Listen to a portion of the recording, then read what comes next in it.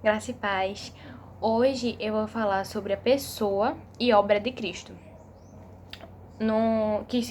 Esse texto se encontra na carta de Paulo aos Colossenses, o capítulo 1, versículo do 13 ao 23. Nesse texto fala assim: Ele nos libertou do império das trevas e nos transportou para o reino do Filho do seu amor, no qual temos a redenção, a remissão dos pecados. Este é a imagem do Deus invisível, o primogênito de toda a criação, pois nele foram criadas todas as coisas, nos céus e sobre a terra, as visíveis e as invisíveis, sejam tronos, sejam soberanias, quer principados, quer potestades. Tudo foi criado por meio dele e para ele. Ele é antes de todas as coisas. Nele tudo subsiste. Ele é a cabeça do corpo da igreja. Ele é o princípio, o primogênito dentre os mortos, para que em todas as coisas tenha a primazia. Porque aprove a Deus que nele residisse toda a plenitude, e que, havendo feito a paz pelo sangue de sua cruz, por meio dele, reconciliasse consigo mesmo todas as coisas, quer sobre a terra, quer sobre os céus. E a vós outros também, que outrora ereis estranhos e inimigos do entendimento de vossas obras malignas. Agora, porém, vos reconciliou no corpo de sua carne, mediante a sua morte, para apresentar-vos perante ele, santos, inculpáveis e irrepreensíveis. Se é que permaneceis na fé, alicerçados e firmes, não vos estando afastada a esperança do evangelho que ouviste e que foi pregado a toda criatura debaixo do céu, e do qual eu Paulo, me tornei ministro. No versículo 13, fala o que Deus fez por nós, através do Senhor Jesus. Ele nos libertou do império das trevas e nos transportou para o reino do seu Filho do seu amor. A pessoa sem a luz do Evangelho, ela é escrava do império das trevas. Ela não tem o conhecimento sobre Cristo. Esse Evangelho, ele nos liberta do homem. Ele nos liberta o homem das trevas, mas não somente nos livra desse domínio das trevas, mas como também nos torna cidadãos celestiais. E através do Filho do seu amor, que obtemos a redenção por meio do sangue de Jesus.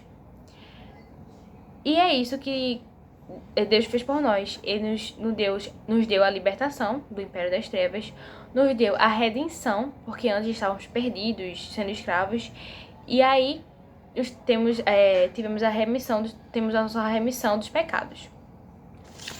E aqui no versículo 15, ele fala sobre a pessoa de Cristo, né?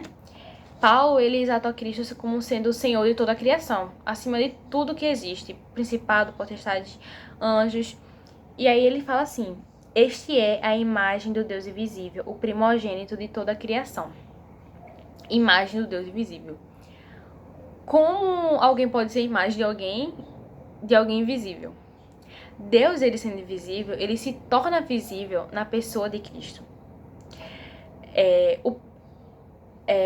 O primogênito de toda a criação, como ele fala aqui, não significa que ele foi o primeiro a ser criado, até porque ele já existia antes de todas as coisas serem criadas. Sendo Deus, Cristo, ele tem a posição mais alta em relação a toda a criação.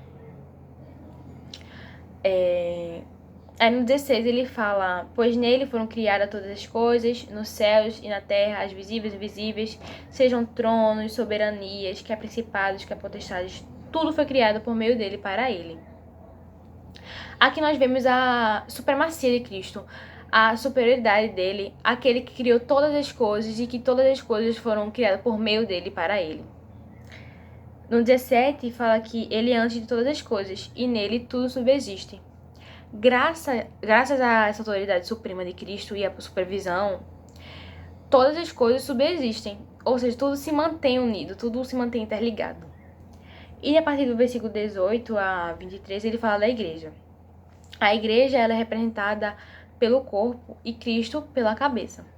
Quando alguém vai fazer uma cirurgia no cérebro, na cabeça, é uma cirurgia que tem que ser bastante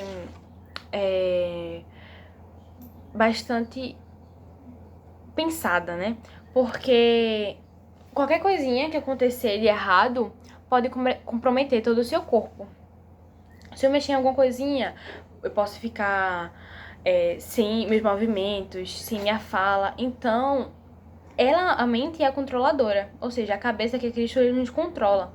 Dele é que procede todo o comando, toda a direção, toda a provisão e todo o governo vem dele. E aqui como é o nome? No 19 fala, porque aprove a Deus que nele residisse toda a plenitude. Em Cristo habita toda essa plenitude. É a ideia de algo completo. Nós somos a igreja, seu corpo, e Deus habita em nós. E aí nós temos... e ele habita em nós por meio da obra redentora de Cristo. Uma coisa também sobre ter a primazia aqui do versículo 18 é que toda essa primazia tem que ser voltada para Cristo. É igual ao culto. O culto tem que ser cristocêntrico, porque tem que ser todo voltado para Cristo. Os louvores, a mensagem, tudo tem que ser voltado para Cristo. No versículo 20, ele fala que, havendo feito a paz pelo sangue de sua cruz, por meio dele, reconciliar-se consigo mesmo todas as coisas, quer sobre a terra, quer sobre os céus. É por meio de Cristo que todas as coisas são conciliadas. É o sangue de Cristo que possibilita essa união entre Deus e o homem. Cristo, ele é o único mediador. E no versículo 21 e 22, ele fala que nós fazíamos obras mais. Nós não estávamos contra a vontade de Deus, contra Deus. Mas, através de Cristo, nós fomos reconciliados. E o nosso relacionamento com Deus, ele é recuperado. E no versículo 23, ele fala assim: se é que permaneceis na fé, alicerçados e firmes, não vos deixando afastar da esperança do evangelho que ouviste e que foi pregado a toda criatura, debaixo do céu, pela qual eu, Paulo, me tornei ministro. Aqui ele fala sobre quando nós habitamos na fé e perseveramos nela. Nós temos comunhão com Cristo. Temos a esperança que um dia ele irá voltar. Cristo, ele nos dá fé, mas também nós precisamos crer nessa fé. Porque não adianta de nada, ele nos dá e ele está nem aí. Temos que manter firmes até o fim. Esta é a nossa prova que temos que ter essa fé.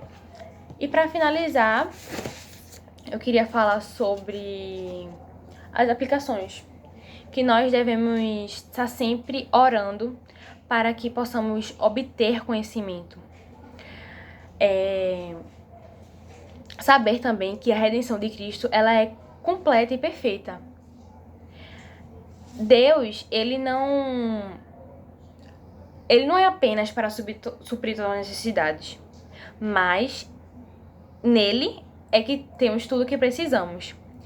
Às vezes a gente pensa, preciso disso, aquilo outro, mas Deus não fala que a gente não precisa disso tudo. E também temos que perseverar na fé, ter o conhecimento de sua graça.